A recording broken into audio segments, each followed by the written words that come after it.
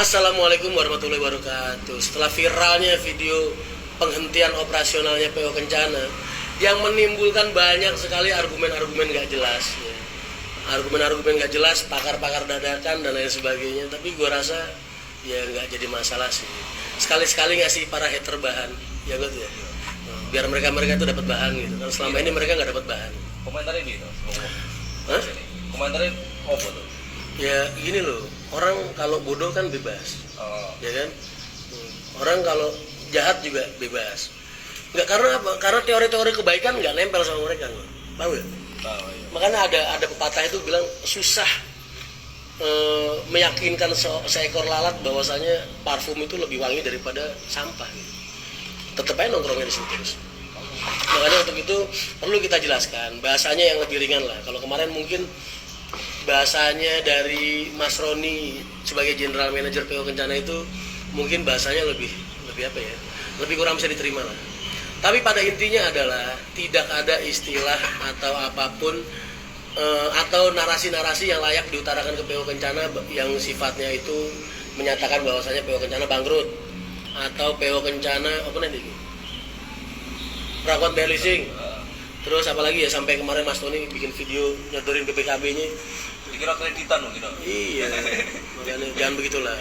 Apalagi sama-sama pengusaha, nggak pantas banget suara-suara kayak gitu diutarain ke pengusaha lain walaupun kalian bersaing, nggak boleh. Jangan. Jadi intinya PO Kencana itu pada saat ini hanya sedang meng-off-kan operasionalnya untuk menata ulang semua. Jadi kalian harus ingat bahwasanya ketika saya bergabung dengan PO Kencana atau sebagai tenaga ahli PO Kencana, itu fungsi saya satu, saya mengawasi SDM. Kedua, saya mengawasi titik keagenan. Tapi dalam artian mengawasi ini kan berarti posisinya SDM sudah terbentuk, keagenan juga sudah terbentuk. Yang terbentuk bukan Rian Mahendra, tapi pengurus PO Kencana sebelumnya yang sudah dibuang. Nah, gitulah. Saya berusaha memperbaiki dalam artian, oh ya bagaimana ya supaya rezim lama ini masih tetap dipakai, tapi nggak usah tanpa harus mecat orang dengan kehadiran Rian Mahendra ini, jangan sampai kok.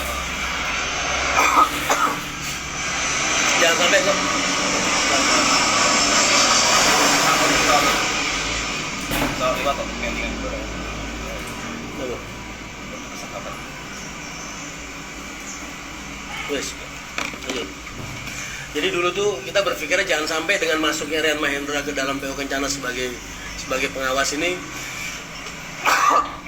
sampai harus memecat order lama. Ini yang aku nggak mau. Kita coba untuk membina, coba untuk mendidik, tapi ternyata memang buat PO Kencana kok nggak terlalu banyak ada perubahan signifikan. Maksudnya nggak ada perubahan signifikan dengan hal itu. Maka mereka memutuskan untuk membongkar ulang semua pondasinya. Jadi kalau dulu saya masuk ini di tengah-tengah bangunan sudah berdiri, sekarang yang dibongkar pondasinya. Nah, cuman karena kita sendiri juga sekarang sudah sibuk dengan MTI kita, jadi dulu tuh begini loh mas sejarahnya. Saya tuh waktu saya lagi pengen bikin MTI, ngajuin proyek MTI dan memproses semua proyek tentang MTI, semua hal tentang proyek MTI. MTI itu Mahendra Transport Indonesia. Saya bilang sama beliau, Mas Tony, ownernya Kencana, Mas, saya lagi ada proyek loh mas, bikin perusahaan sendiri. Nggak apa-apa mas Rian, yang penting mas Rian bantuin PO Kencana sebisanya. Oh ya sudah mas, saya bantu. Ya kan, itu posisi pada saat itu bis 4 unit sudah terjual, ya kan buat. Nah, Mas Tony bilang tapi bisnya 4 biji udah terjual mas. Nggak apa-apa mas, buat saya itu pilihan yang tepat gitu. Karena satu armada itu, wah biaya maintenance-nya sudah besar dan kurang bisa kurang bisa optimal lah untuk melayani penumpang. Dan posisinya pada saat itu kan sebelum Lebaran. Kalau dia jualannya setelah Lebaran tambah susah lagi, ntar malah tambah nggak ada yang beli. Jadi jual aja nggak jadi masalah. Akhirnya dijual, jalanlah Kencana 2 unit seperti yang kalian lihat selama ini, double decker. Nah, sekarang PO Kencana ada di fase Apit bulan Suro ini kan penumpang sepi nih, operasional semua PO sepi, semua mungkin semua orang jualan usaha ini sepi gitu. Dan bukan PO Kencana aja satu-satunya perusahaan yang meng-off-kan operasionalnya pada bulan-bulan ini, pada saat-saat kayak gini. Hanya saja kelebihannya PO Kencana ini meng-off-kan juga untuk merestrukturisasi lagi semua sistem, baik itu keuangan dan operasional, finansial dan operasional dari nol lagi, dari bawah lagi. Jadi itu klarifikasi dari saya. Mungkin itu bahasa yang lebih mudah untuk kalian terima ya, dibandingin bahasanya General Manager kemarin kan Nah, Bahasa- begitu. bahasa- Ya, bahasa jadi formal. janganlah ada narasi-narasi Kencana bangkrut dan lain sebagainya. Ngapain dia bangkrut? Travelnya aja ratusan mas, premium HS. Katanya yang apa namanya, yang naiknya instan, turunnya juga instan. Siapa yang naiknya instan? Siapa bilang naiknya instan Kencana? Dari- Berapa tahun? 2 tahun ya? Good.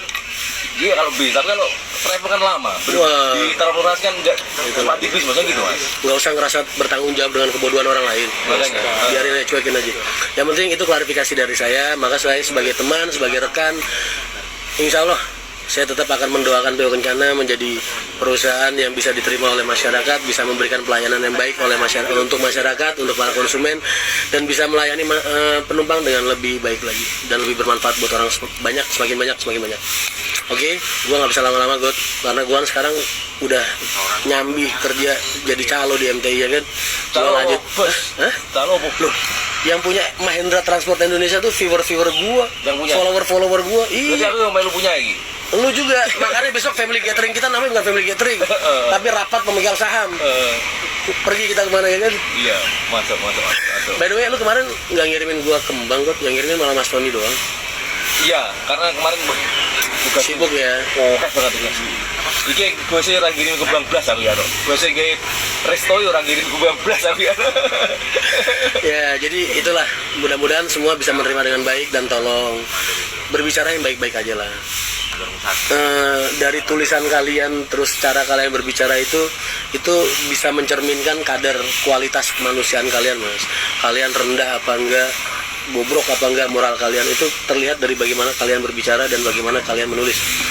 Jadilah orang yang baik, yang bijak, yang bisa diterima oleh orang-orang sekitar kalian. Tapi dapat pahala. Dapat pahala. Oh iya, Karena kan kita kan portal-portal berita banyak yang upload. Jadi Oh, iya. lahan lahan rezeki iya kan dapat Biasa. pahala kita. Biasa. Gitu. Apalagi